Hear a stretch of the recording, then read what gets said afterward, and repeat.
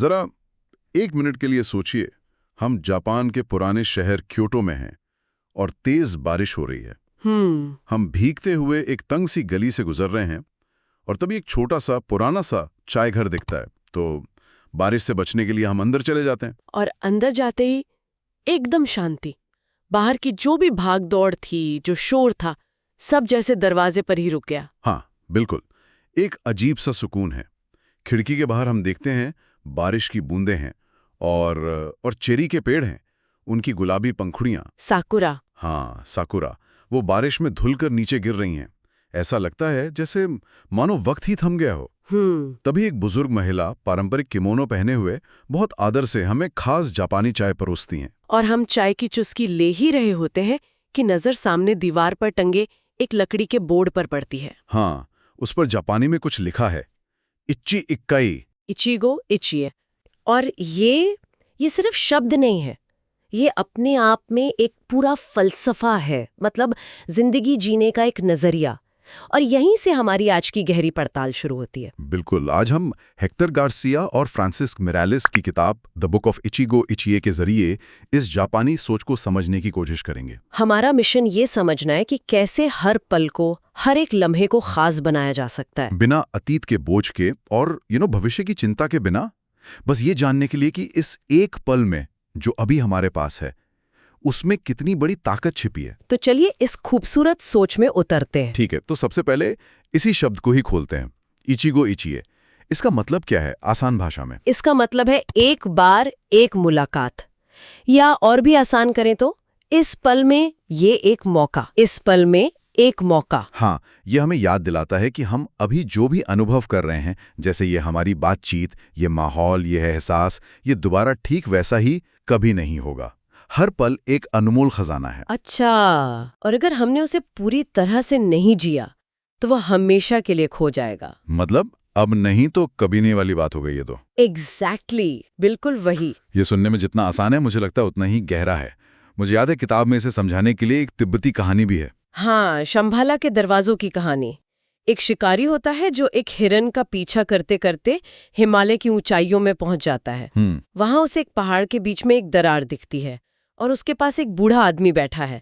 वो शिकारी से कहता है, जरा अंदर झांक कर देखो। और जब वो शिकारी अंदर झांकता है तो वो हैरान रह जाता है। हाँ, उसकी आंखें खुली रह जाती हैं। उसे एक जादुई दुनिया दिखती है, शंभाला, जहां सब खुश हैं, बच्चे खेल रहे हैं, पेड़ों पर फल लगे हैं, कोई दुख नहीं, कोई परेशानी नहीं। बिल्कुल। तो वो बूढ़ा आदमी मुस्कुराकर कहता है, तुम अंदर आ सकते हो, पर साथ में एक चेतावनी भी देता है। वो कहता है, याद रखना, शंभाला के दरवाजे जिंदगी में सिर्फ एक बार खुलते हैं। और शिकारी वो बहुत खुश हो जाता है, पर वो सोचता है मैं अकेले इस खुशी का क्या करूंगा। हाँ, मैं पहले जाकर अपने दोस्तों और भाइयों को बुलाकर लाता हूँ। लेकिन यही उसकी सबसे बड़ी गलती थी, है ना? बिल्कुल। वो भागकर वापस गांव जाता है, सबको इकट्ठा करता है, और जब तक वो लौटता है वो दरवाजा गायब हो चुका होता है, हमेशा के लिए। ये कहानी मुझे हमेशा याद दिलाती है कि हम कितनी बार सही मौके का इंतजार करते रहते हैं। सही बात है। और उस इंतजार में असल मौका गवा देते हैं। हम सोचते हैं, अरे ये काम कल कर लेंगे, या उससे अगली बार और अच्छे से मिलेंगे, और वो अगली बार वो शायद कभी आता ही नहीं। कभी नहीं आता। तो ये सोचिए आई कहाँ से? क्या ये कोई मॉडर्न फिलॉसफी है? नहीं, इसकी जड़ें तो 16वीं सदी की जापानीज चाय सेरेमनी में है। उस दौर में सोचिए, समुराई योद्धाओं के लिए जिंदगी बहुत अनिश्चित थी। अच्छा, मतलब आज हैं कल नहीं। हाँ, हो सकता है जिस व्यक्ति के साथ वो आज चाय पी रहे हैं उससे कल दोबारा मिलने का मौका मिले ही ना। हर मुलाकात उनकी आखिरी मुलाकात हो सकती थी। ओके। इसीलिए एक महान चाय मास्टर यामानोए सोजी ने लिखा था, अपने मेजबान और मेहमानों के साथ ऐसा व्यवहार करो जैसे ये मुलाकात जिंदगी में सिर्फ एक बार ही हो रही हो। अरे वाह। इसीलिए हर चाय सेरेमनी अनोखी होती है। भले ही लोग वही हों, चाय वही हो, लेकिन वो पल, वो मौसम, वो खामोशी, वो बातचीत, वो कभी दोबारा वैसी नहीं हो सकती। यही इचिगो इचिए का सार है। ये तो बहुत गहरी बात है। और जापान में इस सोच को सिर्फ इंसानों तक नहीं रखा गया है, इसे प्रकृति से भी जोड़ा है, खासकर उन चेरी के फूलों से, साकुरा से। बिल्कुल। साकुरा की असली खूबसूरती इस बात में नहीं है कि वो सुंदर हैं, बल्कि इस बात में है कि वो बस कुछ हफ्तों के लिए खिलते हैं और फिर झड़ जाते हैं। वो हमें याद दिलाते हैं कि जिंदगी की सबसे खूबसूरत चीजें भी पल भर की होती हैं, अस्थायी। अच्छा, और इस खिलने की प्रक्रिया के 2 बहुत सुंदर चरण बताए गए हैं। वो क्या है? पहला है कायका। कायका। ये वो पल है जब पहली कली खिलती है। ये किसी भी नई चीज की शुरुआत का प्रतीक है। जैसे कोई नया रिश्ता शुरू होता है या जब हम कोई नया शौक सीखते हैं, मान लीजिए गिटार बजाना, वो पहला दिन, वो पहली कोशिश, वो कायका है। और दूसरा चरण? दूसरा है मानकाय। मनकाय। ये वो अवस्था है जब सारे फूल पूरी तरह खिल जाते हैं और पेड़ अपनी पूरी खूबसूरती पर होता है। मतलब पीक पर। हाँ, पीक पर। ये उस शिखर को दिखाता है जब हम मेहनत और समय लगाकर अपनी किसी कला या रिश्ते को उसकी सबसे अच्छी अवस्था में पहुंचाते हैं। वो गिटार बजाने वाला जब अपना पहला गाना बिना रोके पूरे एहसास के साथ बजा लेता है, वो उसका मानकाई है। अरे वाह! तो इसका मतलब ये हुआ कि मानकाई तक पहुंचने के लिए एक प्रोसेस है, एक पूरी यात्रा है। बिल्कुल, और इसके लिए एक बहुत अच्छा फॉर्मूला भी दिया गया है। इकिगाई प्लस कायका प्लस समय इज इक्वल टू मानकाई। एक मिनट, यहाँ एक और जापानी शब्द आ गया, इकिगाई। ये शब्द तो काफी लोगों ने सुना होगा, पर इसका इस फॉर्मूले में क्या मतलब है? देखिए, इकिगाई का मोटा मतलब है जीने की वजह। वो काम जिसे करने में आपको मजा भी आता है, जिसमें आप अच्छे भी हैं, दुनिया को उसकी जरूरत भी है और उससे आप कमा भी सकते हैं। तो फॉर्मूला ये कहता है कि जब आप अपनी इकिगाई यानी अपने जीवन का उद्देश्य ढूंढकर उसे शुरू करते हैं, कायका, और उस पर लगातार समय और मेहनत लगाते हैं, तो आप बेहतरीन नतीजों तक यानी मानकाई तक पहुंचते हैं। एग्जैक्टली। लेकिन साकुरा हमें ये भी तो याद दिलाता है कि ये शिखर, ये मानकाई भी हमेशा नहीं रहता। फूल तो झड़ जाते हैं। आपने बिल्कुल सही पकड़ा। और इसी अस्थायीपन मतलब इम्पर्मनेंस की सुंदरता को समझने की सोच से एक और खूबसूरत जापानी कला जुड़ी है, किंसुगी। किंसुगी, हाँ, मुझे याद आ रहा है, ये वही कला है ना जिसमें टूटे हुए मिट्टी के बर्तनों को सोने से जोड़ा जाता है। हाँ, लेकिन ये सिर्फ एक कला नहीं है, ये एक पूरा फलसफा है। सोचिए, आज की दुनिया में जब कोई चीज टूट जाती है तो हम क्या करते हैं? उसे फेंक देते हैं। या अगर हम में कोई कमी होती है, कोई गलती हो जाती है, तो हम उसे छुपाने की कोशिश करते हैं। बिल्कुल। सोशल मीडिया पर तो हम सब अपनी परफेक्ट जिंदगी दिखाने की होड़ में लगे रहते हैं। कोई अपनी हार या अपनी कमजोरियां दिखाना ही नहीं चाहता। किंसुगी ठीक इसका उल्टा सिखाता है। ये कहता है कि अपनी खामियों को, अपने जख्मों को छिपाओ मत, बल्कि उन्हें सम्मान दो। हाँ, जैसे सोने की वो सुनहरी लकीरें टूटे हुए बर्तन को फेंकने लायक नहीं, बल्कि पहले से भी ज्यादा खूबसूरत और अनोखा बना देती हैं, वैसे ही हमारी असफलताएं और बुरे अनुभव हमें कमजोर नहीं बनाते, वो हमें ज्यादा मजबूत और बेहतर इंसान बनाते हैं। वो दरारें हमारी कहानी का हिस्सा बन जाती हैं। ये तो कमाल की सोच है। मतलब जो चीज टूट गई है उसे फेंकने की बजाय उसे और कीमती बना देना। बिल्कुल। इसका एक बहुत अच्छा मॉडर्न उदाहरण है एवरनोट ऐप के को-फाउंडर फिल लिबिन का। हाँ। उनका एक स्टार वॉर्स का मग था जो उन्हें बहुत प्यारा था। एक दिन वो टूट गया।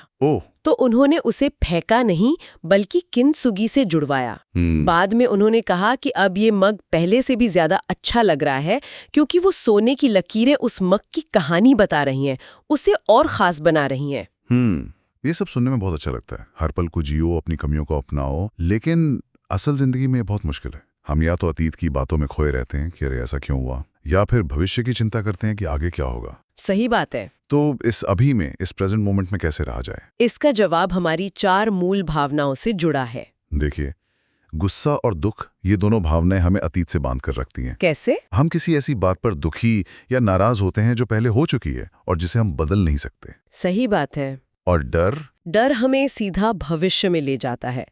हम उन चीजों से डरते हैं जो शायद कभी हो ही नहीं, जैसे नौकरी छूटने का डर, किसी को खोने का डर।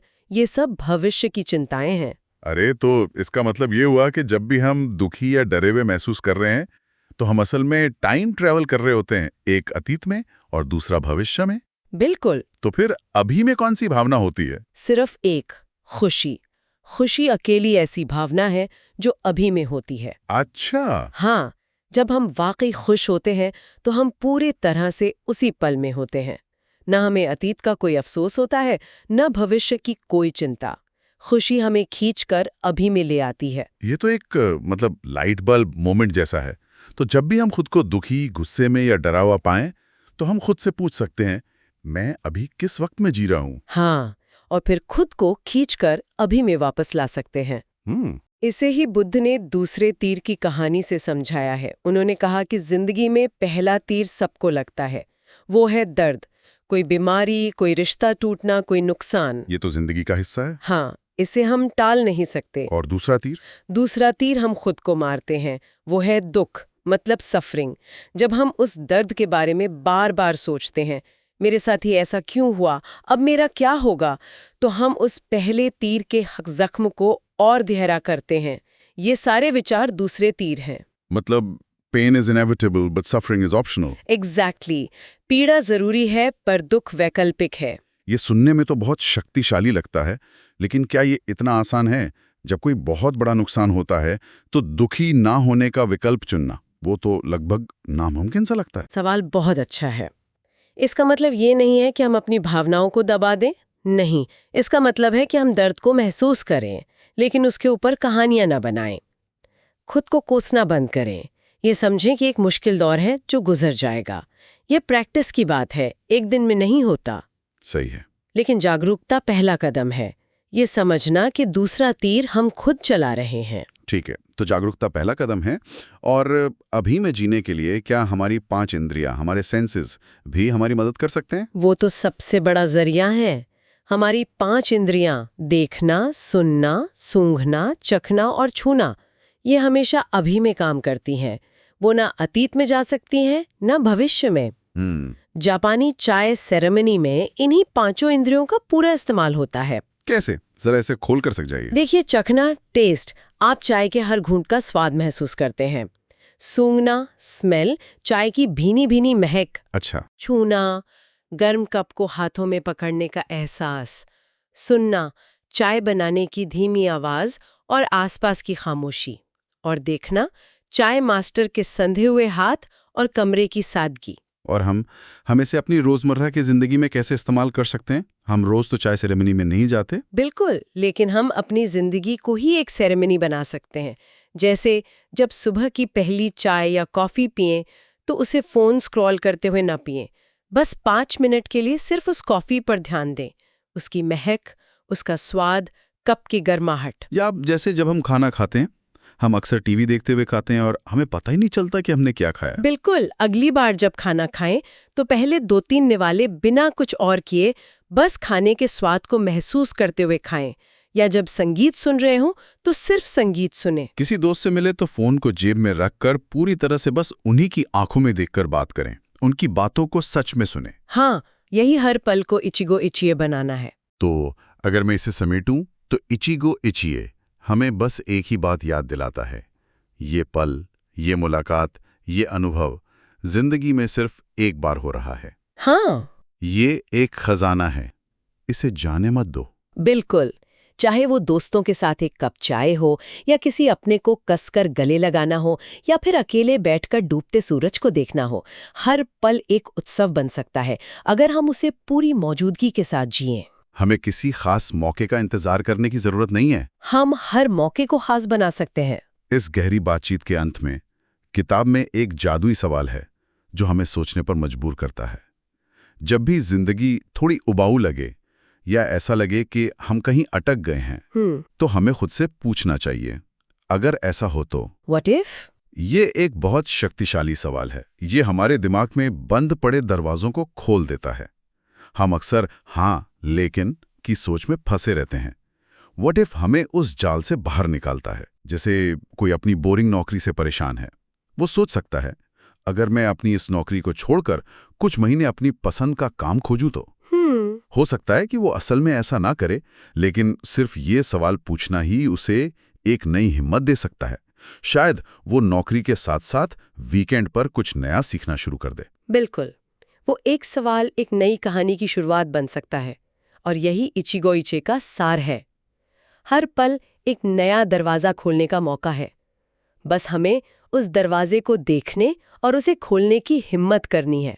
आज के लिए बस इतना ही। इचिगो इचे।